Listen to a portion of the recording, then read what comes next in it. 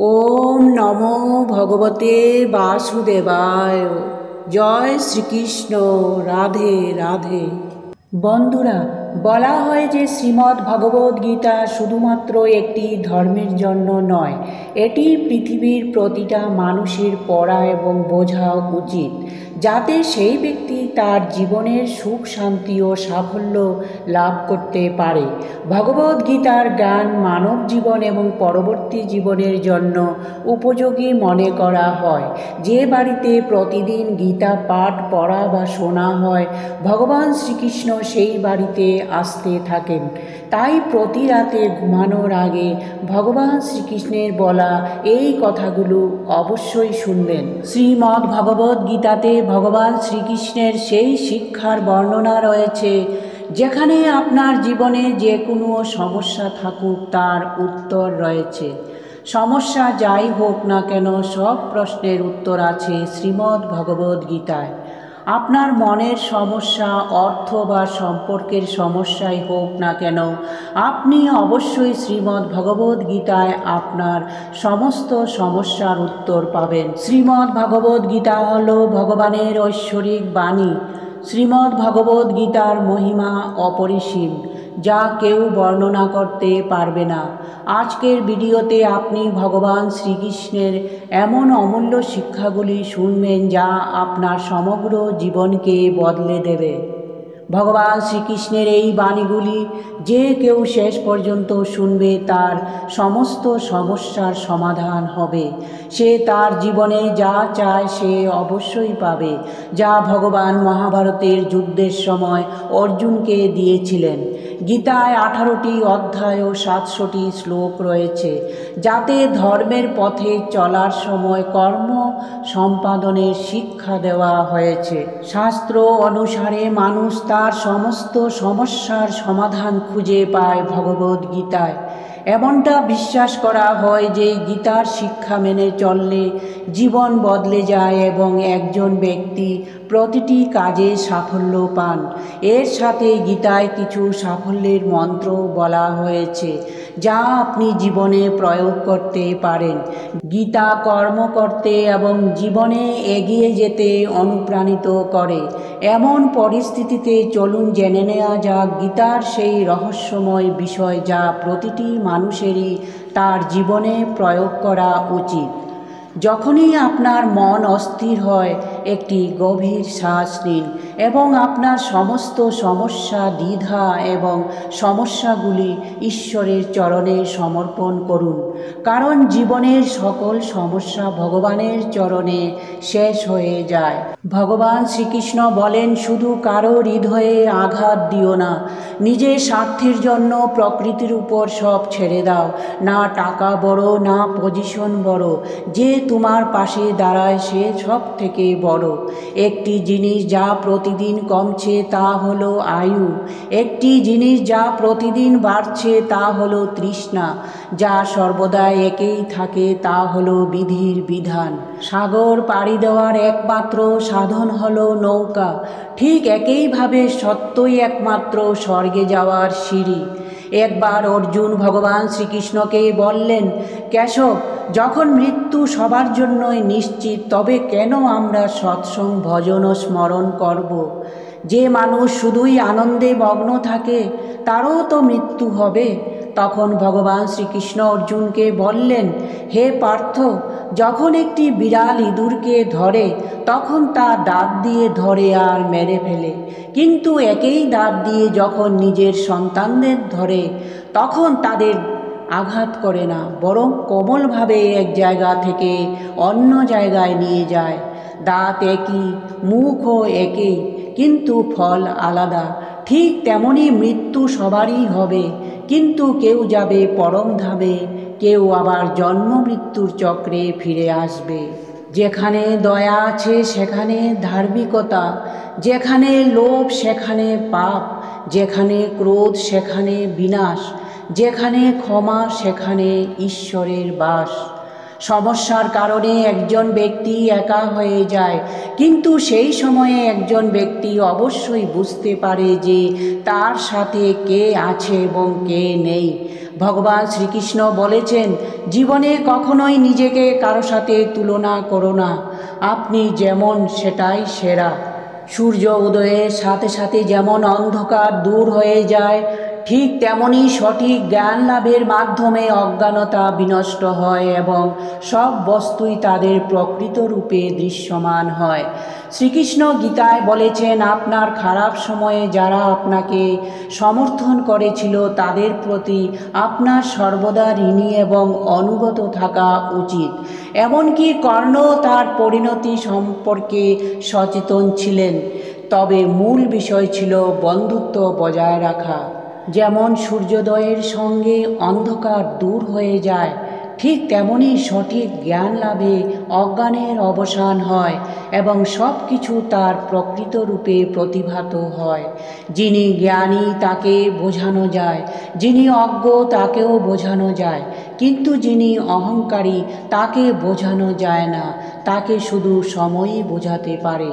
সেদিন আমাদের সমস্ত সমস্যা শেষ হয়ে যাবে, যেদিন আমরা নিশ্চিত হতে পারব যে আমাদের সমস্ত কাজ ঈশ্বরের ইচ্ছায় ঘটে।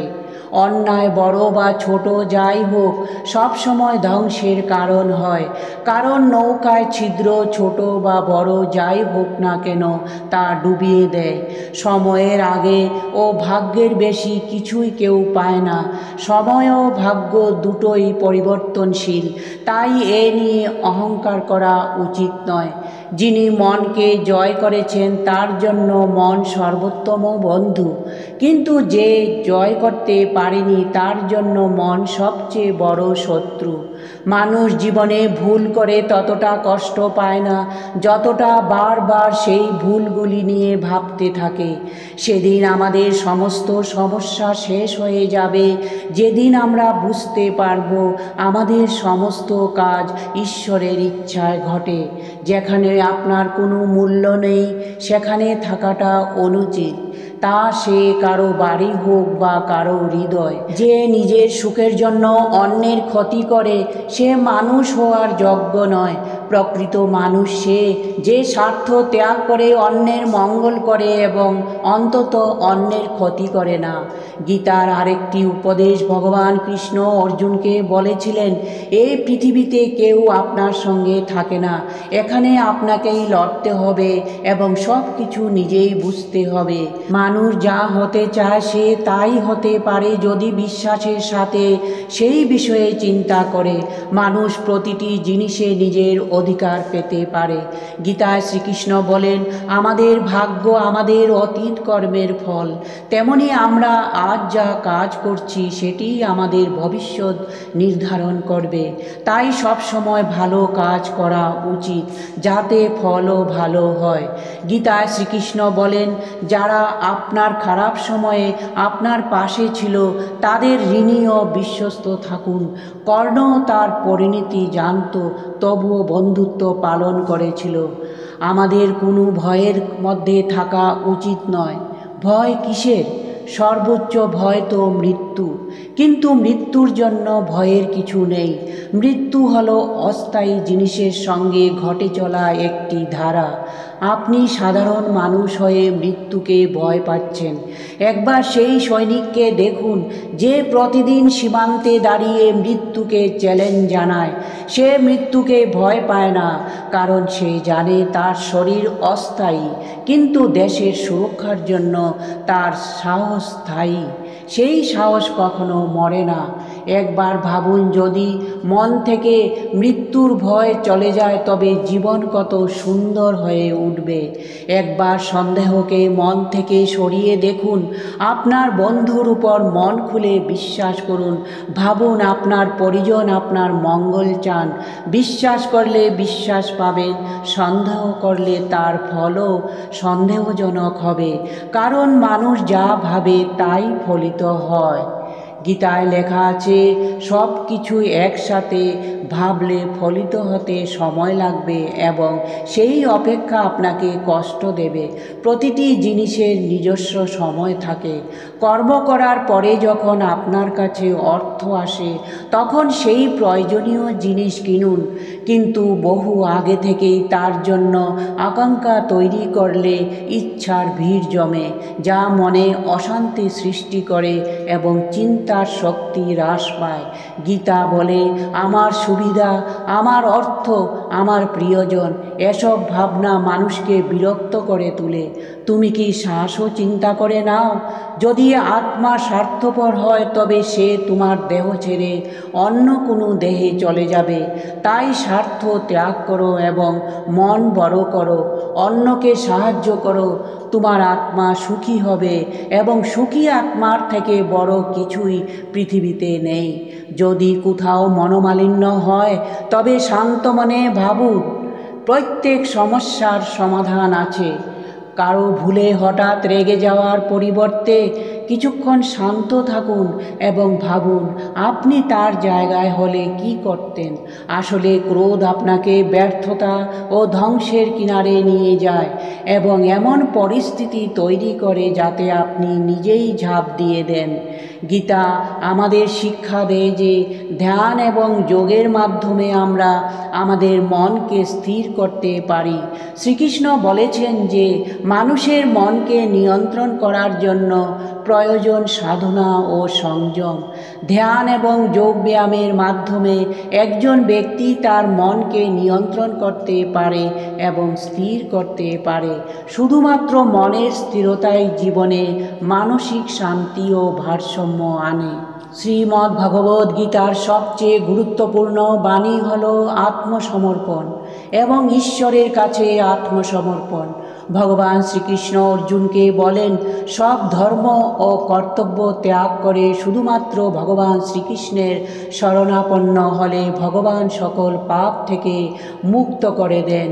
শ্রীকৃষ্ণের এই শিক্ষার অর্থ হল প্রকৃত মোক্ষ ও শান্তি শুধুমাত্র ঈশ্বরের কাছে আত্মসমর্পণ করলেই অর্জিত হয়। গীতার এই জ্ঞান আমাদের শিক্ষা দেয় যে জীবনের প্রতিটি ক্ষেত্রে পরিস্থিতি যাই হোক না কেন আমাদের অবশ্যই ঈশ্বরের প্রতি আমাদের ভক্তি বজায় রাখতে হবে। আমরা যখন আমাদের জীবন ঈশ্বরের কাছে উৎসর্গ করি তখন আমাদের কোনো ধরনের উদ্বেগ, ভয় বা দুঃখের সম্মুখীন হতে হয় না। গীতার এই শিক্ষার সারমর্ম হল ভগবান হলেন প্রকৃত পথপ্রদর্শক এবং যখন আমরা আমাদের জীবনের লাগাম তার হাতে তুলে দেই তখন আমাদের জীবন সুখী ও শান্তিময় হয়ে ওঠে। জয় শ্রীকৃষ্ণ। রাধে রাধে।